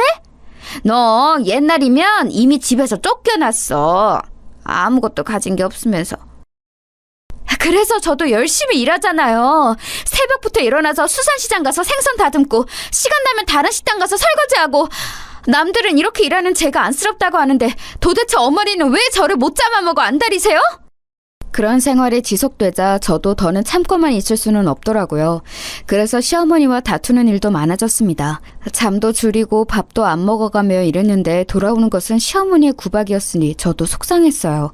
시어머니는 제가 지지 않고 대응하자 더 분노하셨죠. 집안 분위기가 이러니 아이들도 눈치를 많이 보기 시작했어요. 저는 그래서 아직도 우리 오남매에게 미안한 부분이 이거랍니다. 어머니, 현수가 체육을 포기한다고 하더라고요. 저한테 여전히 야구가 좋지만 집안 사정상 더 지속할 수는 없다고 하던데 제가 봤을 때 우리 현수 운동에 재능 많아요. 이대로 시기 놓치면 평생 후회할 것 같습니다. 저도 우리 장남이 야구에 재능이 아주 많다는 것은 알아요. 그런데 선생님도 아시잖아요. 우리 집이 지금 사정이 너무 안 좋아요. 애들 학비도 겨우 내고 밥도 겨우 먹이고 있어요. 아니, 밥도 가끔은 돈이 없어서 고구마로 대체해요. 이 상황에서 어떻게 야구를 시키겠어요. 그렇죠. 현수 본인도 그걸 아니까 자기가 스스로 그만하겠다고 하더라고요. 저는 그냥 아쉬워서 한 말이에요. 워낙 유망주라 서울에서도 현수 하나 보려고 많이 내려오고 하니까요. 말씀하신 것은 잘 알겠습니다. 제가 제일 속상했던 점은 바로 장남이었어요. 장남은 어렸을 때부터 유난히 운동을 매우 잘했거든요. 특히 야구에 소질이 있는 아이라 학교 체육 선생님의 재능을 알아보고 밀어주었습니다. 그런데 주변에 운동하는 사람이 있으면 아실 텐데 운동도 돈이 있어야 가능한 종목이거든요. 장비도 그렇고 훈련비도 그렇고 우리 집 상황상 절대 운동을 시키질 못했어요. 현수야, 엄마가 너무 미안해. 우리 아들 그렇게 좋아하고 잘하는 것도 못 시켜주고 네 아빠 병원비가 너무 많이 들어서 엄마가 도저히 아무리 이래도 우리 아들 운동을 지원 못해줘. 엄마 괜찮아. 이런 상황에서 내가 계속 야구를 하겠다고 하는 것은 내 욕심이잖아. 나는 그냥 빨리 학교 졸업해서 우리 동생들 키우는 게 내 목표야. 아빠 병원비도 내가 벌어서 낼게. 빨리 어른이 되었으면 좋겠어. 그래야 엄마를 도울 수 있잖아. 내가 이 세상에서 지금 믿을 수 있는 것은 바로 너 하나야. 엄마가 너무 미안하고 고맙다. 남들은 장남에게 모든 것을 쏘아붓던데 엄마는 오히려 너를 제일 못 챙기고 있네. 아들 고맙고 미안하다. 사람이 사정이 다 다르잖아. 그러니까 엄마는 나한테 미안해하지 마. 내가 얼른 졸업해서 우리 엄마 더 일 안 하게 노력할게. 동생들도 내가 책임질 거야. 알겠지? 본인이 그렇게 좋아하고 잘하던 것을 상황 때문에 포기했지만 장남은 오히려 저를 위로했어요. 흔히 말하는 아픈 손가락 아시죠? 저한테 장남은 아픈 손가락이었습니다. 이런 장남은 실제로 고등학교를 졸업하고 바로 인근에 있는 공장에 취업했어요. 집에도 들어오지 않고 일부러 잔업까지 하며 돈을 벌어 동생들 뒷바라지를 했습니다. 엄마, 이번 달 월급이야. 이걸로 동생들 학비 내고 부족한 거 없게 해줘. 그리고 아빠 병원비도 내가 병원에 가서 어느 정도 갚았어. 혹시 나 몰래 돈 빌린 거 있어? 그런 거 있으면 말해. 현수야, 엄마가 너무 고맙다. 확실히 네가 돈을 벌기 시작하면서 우리 집 형편이 많이 나아졌어. 엄마도 이제 잠자는 시간이 늘었거든. 만약 네가 없었다면 엄마는 동생들을 데리고 길거리에서 살았어야 해. 나도 내가 성인이 되어 돈을 벌 수 있어서 얼마나 좋은지 몰라. 엄마가 나 때문에 부담이 덜 된다니까 너무 기쁘다. 아, 엄마, 할머니는 어떻게 할 거야? 동네 사람들이 할머니 노망 논 거 아니냐고 말이 많아. 장남이 성인이 되어 돈을 버니까 확실히 경제적으로 부담이 덜 됐어요. 동생들을 위해 본인 몸을 희생하며 돈을 버는 장남을 보며 마음이 아프면서도 참 대견했습니다. 하지만 제 인생은 도대체 왜 이렇게 험난할까요? 이제 겨우 숨통이 트이나 싶었더니 시어머니가 말 그대로 노망이 났습니다. 내 남편, 저기요, 우리 남편 못 봤어요? 우리 남편은 바다로 갔나? 아닌가?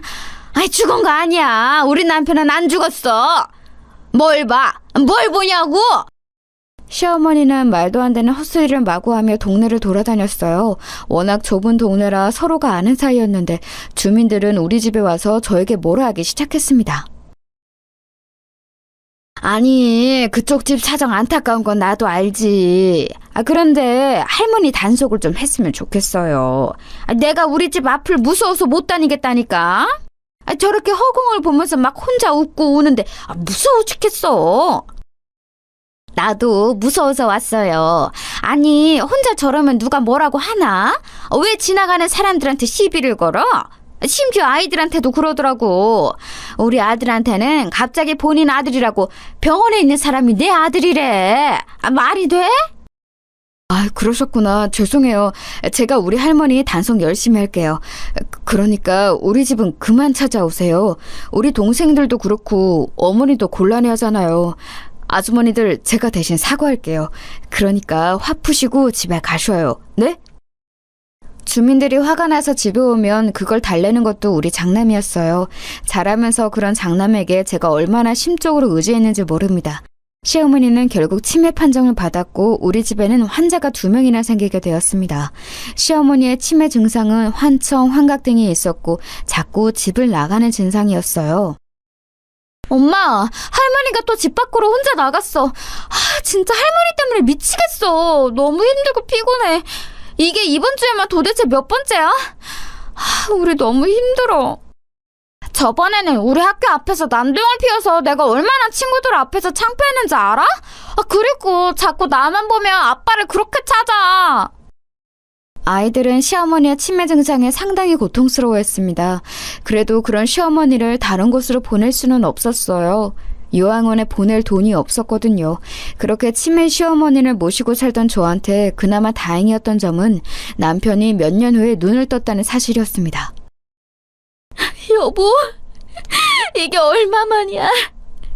나는 당신이 영영 깨어나지 못할 줄 알았어. 이렇게 눈을 뜨다니 나 너무 기뻐. 내가 옆에서 열심히 간호할 테니까 조금만 더 힘을 내자. 지금 깨어난 지 얼마 되지 않아서 말하는 게 힘들 거라고 했어. 굳이 말 안 해도 돼. 남편이 의식이 들자 옆에서 간호할 사람이 필요했어요. 집 안에는 치매 환자가 있었고 병원에는 이렇게 수발들 사람이 필요했죠. 몸이 하나여도 모자랐던 시절이랍니다.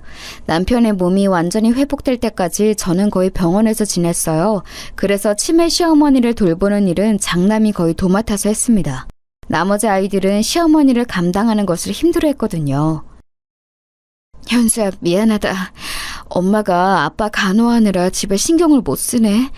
일하느라 바쁜데 이렇게 할머니랑 동생들까지 돌보고. 엄마는 너한테 왜 이렇게 미안한 일만 생기는 걸까? 우리 아들 고맙고 미안하다. 엄마, 힘들 때일수록 뭉쳐야 하는 게 바로 가족이야. 그러니까 나한테 미안하다는 말은 그만해. 나는 진짜로 우리 가족을 위해서라면 전혀 힘들지 않아.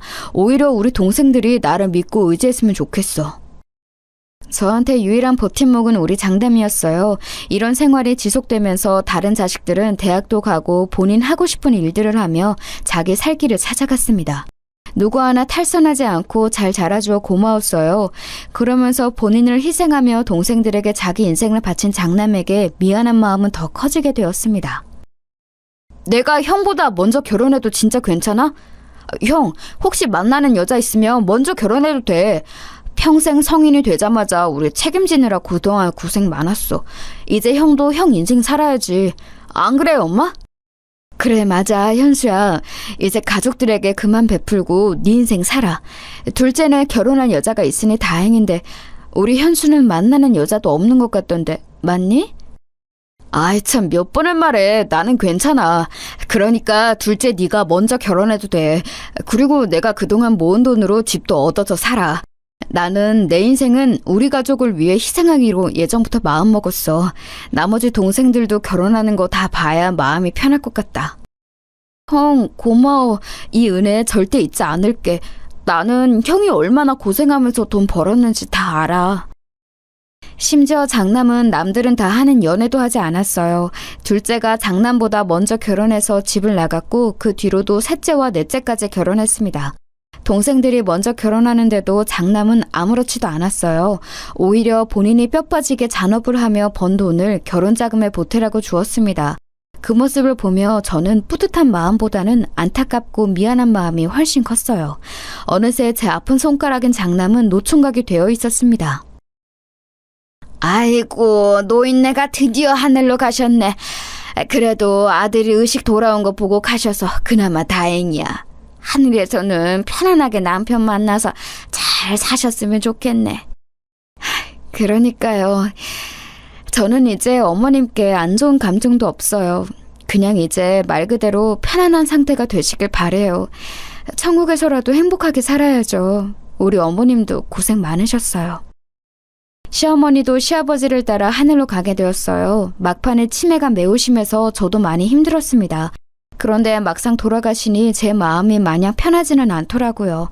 너무 미운 시어머니였는데 미운 정이 들었었나 봐요. 시어머니가 돌아가시고 남편도 어느 정도 어눌하게 말은 할 수 있는 상태가 되었습니다. 의사는 남편의 상태가 좋은 편은 아니라 언제 죽어도 이상하지 않은 상태라고 하더라고요. 그래도 살아있어서 다행이라는 생각이 들었어요. 이렇게 힘든 인생이어도 버티면서 살고 있었는데 한 가지 좋은 소식이 들려왔습니다. 엄마, 나 만나는 여자 생겼어. 큰 문제가 없다면 아마 이 여자와 결혼할 것 같아. 우리 근처의 도시에 사는 여잔데 내가 일하면서 왔다 갔다 하다 만나게 됐어. 어리지만 예쁘고 친절해서 이런 사람이라면 결혼하고 싶더라. 뭐? 아, 세상에, 우리 첫째 아들이 드디어 결혼한다고? 이게 무슨 일이야. 엄마는 이제 죽어도 여한이 없어. 우리 장남의 결혼이 내 인생의 고민이었는데 어머, 웬일이니? 장남이 드디어 결혼할 여자를 찾았다는 거였어요. 얼마 지나지 않아 장남은 며느리가 될 여자를 집으로 데려왔습니다. 저는 시어머니에게 시집살이를 심하게 당했다고 했잖아요. 그래서 우리 며느리들이 심기를 건드리는 것을 매우 싫어했어요. 오히려 우리 딸들보다 며느리들에게 더 잘해줄 정도였습니다. 첫째 며느리가 집에 인사 온다길래 며칠 전부터 요리에 신경을 썼어요. 다른 자식도 물론 소중하지만 장남은 저에게 의미가 아주 특별했으니까요. 어머, 어머님, 이게 다 뭐예요? 제가 해산물 좋아하는 것은 어떻게 하시고 이렇게 준비해 주셨어요?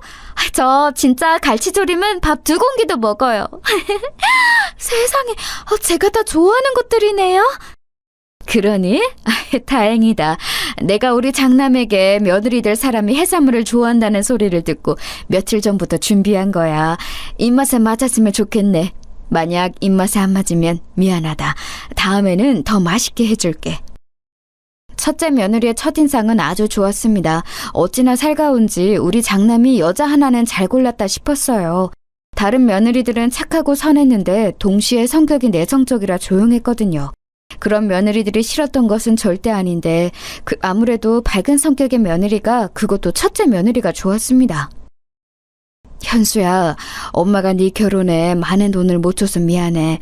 너는 동생들한테 그동안 모은 돈을 결혼 자금으로 줬는데 오히려 너는 가져가는 돈이 없네. 내가 진짜 너한테는 면목이 없다. 에이, 엄마, 내가 뭐 그런 거 바라고 애들 뒷바라지 했어? 아닌 거 알잖아. 애초에 나는 그 돈을 돌려받거나 나도 똑같이 받아야 한다는 생각 자체가 없었어.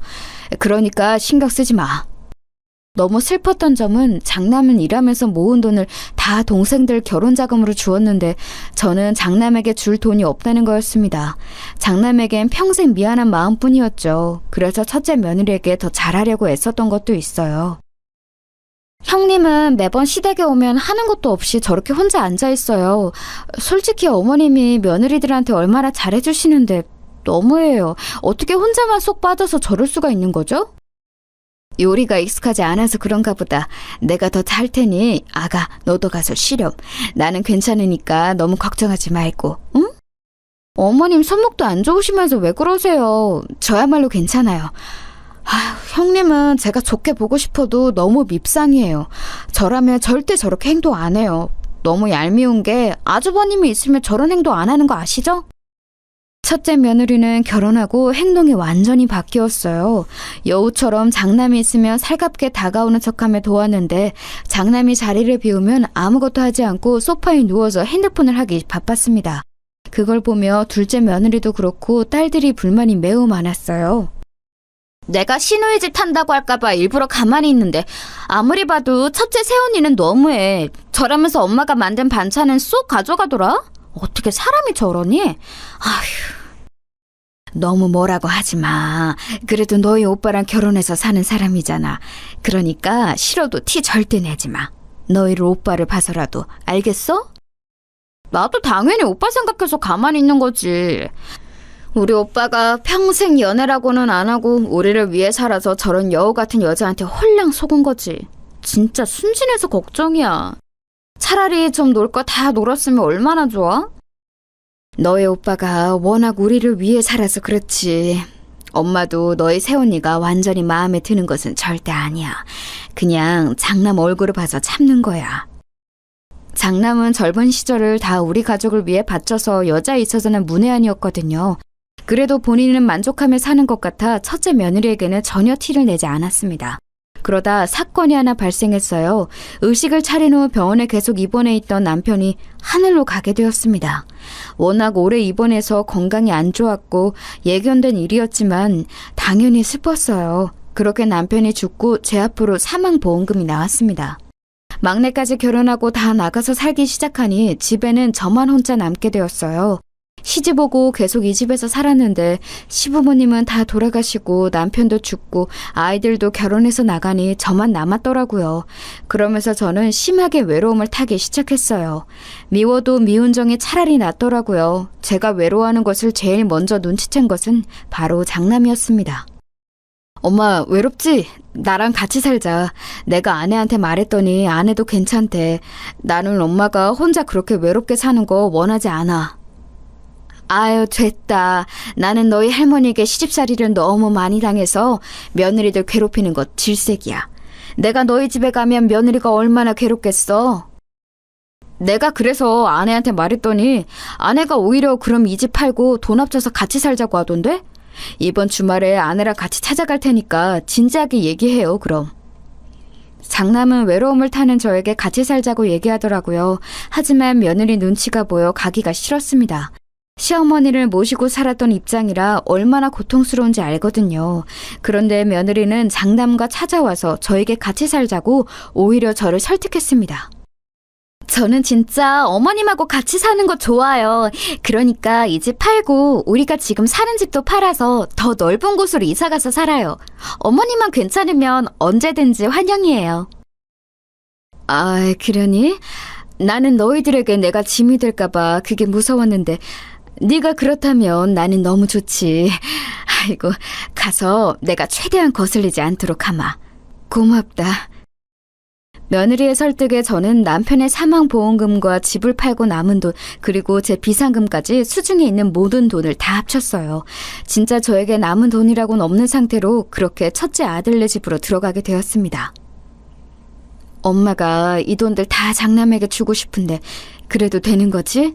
너희도 알잖니. 첫째가 너희 결혼자금 되느라 내가 장남에게 준 돈이 없어. 엄마의 마지막 소원이야. 엄마, 당연하죠. 게다가 지금 엄마까지 모시고 산다는데 당연히 그 돈은 형을 주는 게 맞지. 우리는 아무 불만이 없어요. 여기서 싫다고 하면 안 되는 거지. 맞아. 형이 우리 키우느라 얼마나 고생했는지 아는데 누가 여기서 싫다고 그래? 오히려 우리가 형한테 갚아야 하는데 그럴 수가 없어서 속상하지. 그 돈들 다 형 준다고 해도 아무도 뭐를 안 하니까 걱정하지 마. 다행히 나머지 자식들도 불만이 없었어요. 오히려 제 돈을 다 장남에게 모조리 주는 것을 당연하게 여겼죠. 그렇게 저는 장남의 집으로 들어가서 살게 되었는데 제 생각과는 너무 현실이 달랐습니다. 며느리가 너무 다른 사람인 것처럼 느껴졌어요. 결혼 전에 보았던 살가운 사람은 어디 가고 마치 악마처럼 저를 대하기 시작했습니다. 어머니, 화장실 청소 이거 다 하신 거예요? 물때가 다 안 지워졌는데... 다시 해주세요. 그리고 아이 좀 이따 봐주세요. 저 친구 만나러 가야 해서요. 어머님, 저 갈비찜 먹고 싶은데 어머님이 좀 해주세요. 그리고 아들 먹을 계란말이도 부탁드려요. 저는 그럼 친정에 다녀올게요. 저녁 전까지 해주셨으면 좋겠어요. 어머님, 이거 뭔지 보이세요? 청소기 언제 돌리셨어요? 제가 분명히 아침에 청소기 돌려달라고 부탁드렸잖아요. 제가 힘든 부탁한 건가요? 며느리는 저를 마치 가정부처럼 부려먹었어요. 저도 처음에는 저와 같이 사는 게 고마워서 청소며 빨래며 나서서 했는데 날이 갈수록 심해지더라고요. 심지어 며느리는 손자를 돌보는 것도 죄다 저를 시켰습니다. 하지만 저는 절대 불만을 말하지 못했어요. 첫 번째로 시어머니에게서 시집살이를 당해서 며느리에게 싫은 소리를 하지 못했고, 두 번째로는 바로 장남의 아내였기 때문이죠. 제가 살면서 너무 힘들 때 의지했던 사람이 바로 우리 첫째 아들이잖아요. 그래서 장남에게는 평생 미안한 마음뿐이라 차마 며느리에게 싫은 소리가 나오지 않더라고요. 엄마, 저 왔어요. 오늘은 뭐 했어요? 내가 듣기로 우리 아파트에 노인정도 되게 크다던데 거기 가봤어? 엄마 덕분에 우리가 서울 시내 이런 고급 아파트에서 살고 너무 고마워. 장남은 여전히 저에게 효자였습니다. 제가 돈을 줘서 첫째 아들네 부부는 서울에 있는 대단지 고급 아파트로 이사 왔는데 저는 막상 그 혜택을 누리지 못했어요. 할머니, 나 솜사탕 사줘. 할머니, 나랑 놀이터 가자. 놀이터에서 나랑 축구하면서 놀자. 어? 할머니, 나가자. 할머니! 손자를 돌보는 일도 어느새 제가 다 전담하기 시작했거든요. 며느리는 손자를 키우며 힘든 일은 다 저를 시켰어요. 씻기는 거나 유치원에서 데리고 오는 것도 다 저를 시켰습니다. 늙어서 몸이 제 마음대로 움직이지도 않았는데 참 힘들었습니다. 그래서 절대 며느리에게는 티를 내지 않았지만 딸들에게는 힘들다고 조금 언급했는데 이게 또 사건이 발생했어요. 새언니, 제가 진짜 이런 말은 안 하려고 했는데요. 오해하지 말고 들어주세요. 새언니가 그래도 이런 아파트에서 부자처럼 사는 거 다 우리 엄마가 지원해줘서 가능한 거잖아요. 그런데 엄마한테 너무 조카를 봐달라고 하고 청소까지 시키는 거 조금 너무한 것 같아요. 다른 거는 몰라도 청소나 빨래는 언니가 할 수 있지 않나요? 어머. 지금 오해가 있는 것 같아요. 제가 언제 어머님을 강제로 시켰나요? 저는 절대 그런 적이 없어요. 어머니가 말씀해 주세요. 제가 어머님께 억지로 시켰어요? 아유, 억지로 시킨 적은 없지. 아유, 아니다. 그만하자. 내가 미안하다. 괜한 소리를 해서 이렇게 사단을 만들었네. 미안하다. 그만하자. 그냥 지나가듯 한 말에 셋째 딸이 대표로 며느리에게 좋게 말했더니 며느리는 화를 내기 시작했습니다. 제가 그만하자고 했는데도 첫째 며느리는 멈추지 않고 계속해서 섭섭하다고 하기 시작했어요. 그리고 물론 어머님 덕분에 이런 아파트에서 사는 거 맞아요. 그런데 그렇다고 제가 그럼 어머니 눈치를 마구 보며 살아야 하나요? 저야말로 너무 섭섭해요. 새언니, 우리가 우리 엄마 눈치 보고 살라는 거 아니잖아요. 오히려 우리는 새언니 편하게 해주려고 애를 쓰는데 일부러 그래서 엄마 모시고 사는 이유로 제가 용돈도 자주 드리고 또 보고 싶어도 덜 찾아오고 있어요. 형님, 우리가 그래도 여자들끼리 좋게 얘기하고 싶어서 이런 자리를 마련했는데 너무 안 좋게 생각하지 마세요. 우리 어머님처럼 며느리들 편히 봐주시는 분이 어디 있어요? 지금 다 편을 먹고 저한테 뭐라고 하잖아요. 어머님도 정말 너무하세요. 이런 불만이 있으면 저한테 얘기하면 되는 것을 왜 이 사단을 만드세요? 어머, 새언니, 왜 우리 엄마한테 그렇게 말해요? 우리가 엄마 모시는 거 고마워서 이제껏 참은 건데.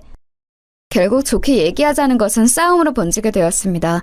제가 결국 첫째 며느리에게 미안하다고 사과하고 일단락되었는데 문제는 그 다음이었어요.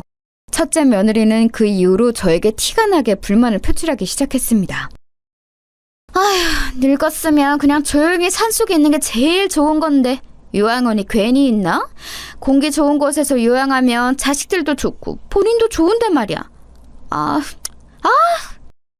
혼자 저보고 들으라는 듯이 집에서 큰 소리를 내기도 하고 심지어는 제가 집에 있는 것을 눈치 주기 시작했어요. 저는 속상했지만 최대한 티를 내지 않고 있었습니다. 그런데 며느리는 제가 무시한다고 느꼈는지 이번에는 저에게 대놓고 뭐라 하더라고요. 장남은 그때 공장에서 일하고 있었는데 나름 일한 지 그래도 꽤 많은 시간이 지나서 관리자급으로 일하고 있었어요. 장남이 출근하며 최소 10시간은 지나서 집에 오는데 그 시간이 저는 지옥이었습니다. 늙었으면 그냥 곱게 죽는 게 자식들을 위하는 건데 어머님은 그것도 모르세요? 하긴 모르니까 이렇게 자식 집에서 얹혀 살고 있지. 제가 일부러 대꾸하지 않으면 노골적으로 옆에 와서 계속 얘기하는 모습에 나중에는 첫째 며느리 얼굴만 봐도 무섭기 시작했어요. 자다가도 환청이 들리고 심지어 꿈에서도 며느리가 나와 새벽에 잘 수가 없었습니다. 엄마, 요즘은 새언니 어때? 저번에 그래도 그렇게 말한 이후로 조금 바뀌기는 했어? 나는 첫째 새언니 집에서 엄마가 같이 사는 게 왜 이렇게 불안한지 모르겠어. 괜찮아. 요즘 그래도 그때 이후로 나한테 잘해주더라. 그러니까 너는 걱정 말고 특히 첫째 새언니한테 아무 말도 하지 마. 알겠지? 엄마는 괜찮아. 괜히 자식들에게 티를 냈다가 저번처럼 크게 싸움이 날까 두려워서 그러지도 못했습니다. 그냥 저만 참으면 될 일이라고 생각했어요. 그러다가 사건이 하나 더 터지게 되었습니다. 제가 그날 손자를 데리고 갔다가 그만 발을 헛디뎌서 넘어지게 되었어요. 손자를 안고 넘어져서 다행히 손자는 다치지 않았습니다. 엄마, 이게 무슨 일이야? 괜찮아? 아유, 안 그래도 몸도 안 좋으면서 왜 손자를 데리러 갔어? 아이고, 속상해라. 내가 일하다 놀라서 바로 뛰어왔어. 의사가 뭐래? 엄마는 괜찮아. 다행히 우리 손자도 다친 곳이 없다더라. 나는 깁스만 조금 하고 있으면 될 것 같대. 무슨 입원이나 수술 같은 건 필요 없다니까 다행이지. 그냥 집에서 조용히 누워있으면 된대. 정말 다행히 크게 다친 곳은 전혀 없었는데 문제는 제 깁스였어요. 깁스를 하니 집 밖으로 나가질 못하고 가만히 누워있어야 했거든요. 이때부터 오늘 사연의 절정이 시작되었습니다. 크게 다치지는 않았어도 왼쪽 발목과 오른쪽 무릎 그리고 골반뼈가 조금 아파서 한동안 저는 자리에서 움직일 수가 없었어요. 병원에 입원할 정도는 아니고 누워있으면 자연스럽게 회복될 거라 해서 집에서 가만히 있었습니다. 그런데 그러니 저는 당연히 집안일을 할 수가 없었어요. 또 손자를 데리러 가거나 오지도 못했죠. 첫째 며느리는 거기에 불만을 느꼈는지 저에게 심하게 뭐라 불만을 표출했어요. 엄마, 저 왔어요. 오늘은 뭐 좀 먹었어요? 입맛이 없다고 아무것도 안 먹었다며. 배고프지 않아? 죽이나 과일 같은 거라도 줄까요? 어머님, 아무것도 드시고 싶지 않으시다고 했어. 쉬고 싶은 모양이던데. 그러니까 당신도 어머님 괴롭히지 말고 빨리 방에서 나와요. 며느리는 심지어 제 입에 들어가는 것도 아까운지 먹을 것도 잘 주지 않았어요. 심지어 제가 하지도 않은 말을 지어내기 시작했습니다. 이제 저도 버티는 게 한계가 있었어요. 아무리 장남에게 미안한 마음뿐이고 제가 말해서 가족들 간에 큰 싸움이 일어나도 저도 할 말은 하고 싶었습니다. 그런데 첫째 며느리는 장남 앞에서는 완전히 착한 며느리처럼 행동하더라고요. 여보, 내가 어머님 모시고 병원 데려갈 테니까 당신은 걱정하지 말고 그냥 출근해요. 어차피 병원까지 거리가 먼 것도 아니니까 모시고 다녀올게. 아, 그래? 당신이 모시고 갈 거야? 그러면 나 너무 고맙지. 엄마, 오늘은 그럼 며느리랑 오붓하게 둘이 다녀와요. 며느리는 심지어 저를 데리고 병원에 다닌다고 했는데 그것 또한 고통이었습니다. 가는 내내 얼마나 구박하던지 너무 속상해서 혼자 집에 와서 울기도 했어요. 참는 것도 한계가 있었고 저도 그래서 마음을 굳게 먹었습니다. 그런데 장남 앞에선 며느리가 워낙 다른 사람처럼 행동했기 때문에 며느리의 짓을 다 말하려면 증거가 필요했어요. 마침 장남이 사준 핸드폰이 있어서 며느리가 저에게 와서 저주하던 막말을 내뱉는 것을 다 녹음하기 시작했습니다. 노인네가 너무 오래 사는 것도 가족들한테 민폐인 거 알아요? 적당히 살고 죽는 게 오히려 자식들을 위한 길이란 거 명심하세요. 늙었으면 곱게 죽지. 이러면 자식들한테 미안하지도 않나? 자식들 귀찮게 하지 말고 그냥 죽는 게 어때요? 아유, 나 같으면 그냥 스스로 요양병원으로 걸어서 들어가겠다. 이렇게 며느리한테 병수발 들게 하는 거 미안하지도 않아요? 이 노인네야? 저는 일부러 아무 대꾸도 하지 않고 그대로 며느리의 막말을 녹음했어요. 며느리는 제가 무시하고 눈을 감고 있자 나중에는 심지어 저를 꼬집기 시작했습니다. 예. 그렇다고 나를 꼬집으면 어떡하니? 너무 아프다. 네가 나를 싫어하는 것은 아는데 이러면 어떡하니? 뭐 어쩌라고요. 그러게 그냥 그때 넘어졌을 때 요양병원에 들어갔어야지. 왜 사람 귀찮게 이러고 있어요? 늙었으면 곱게 죽으라고. 그렇게 저의 2주를 며느리의 음성을 녹음했습니다. 그리고 장남에게 말해서 가족들을 다 불러 모았어요. 저는 제가 이 녹음을 공개하면 당연히 큰일이 일어날 것을 이미 알고 있었습니다. 그런데 더 참을 수는 없었어요. 그래서 가족들이 다 모이자 저는 목소리를 가다듬고 말했습니다. 내가 너희들에게 신세진 것이 많아 그동안 참고 있었다. 특히 너희도 알 텐데 내가 장남에게 참 미안한 게 많아. 어려서부터 우리가 힘들 때 장남이 얼마나 우리를 도왔니. 혼자 고등학교 졸업식도 하기 전에 공장에 가서 일하고. 나는 그때 우리 첫째 아들을 생각하며 눈물밖에 나오질 않아. 그래서 내 아픈 손가락이 장남이기도 하고 최대한 우리 아들의 인생을 더 망치게 하고 싶지 않았어. 제가 여기까지 말하자 자식들은 다 공감하는 표정을 지었어요. 첫째 며느리만 저를 남몰래 째려보고 있었죠.